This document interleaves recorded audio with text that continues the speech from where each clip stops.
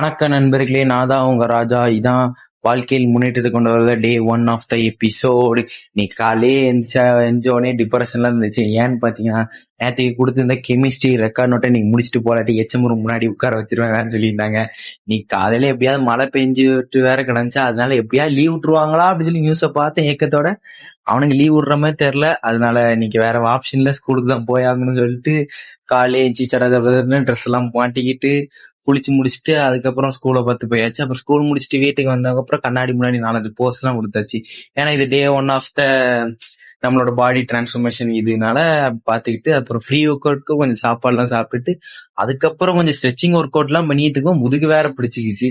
அது கொஞ்ச நேரம் ஒரு கோளாறு கொடுத்துட்டு இருந்துச்சு. அதுக்கப்புறம் ஒரு செட்டுக்கு 10 புல்லப்ஸ் 10 புஷ்அப்ஸ்ன்னு சொல்லிட்டு 5 இதா பண்ணி மொத்தம் 50 சொல்லி போட்டு இன்னைக்கான இதை முடிச்சுட்டு அதுக்கப்புறம் நேத்தி கொடுத்த ரெக்கார்ட் நோட்டை வேற முடிக்கல. அதனால இன்னைக்கு ஒரு ஆப்பர்ச்சுனிட்டி கொடுத்தனால அதை எப்படியோ இன்னைக்கு நைட்டுக்குள்ள ஃபுல்லா உட்காந்து முடிச்சாச்சு.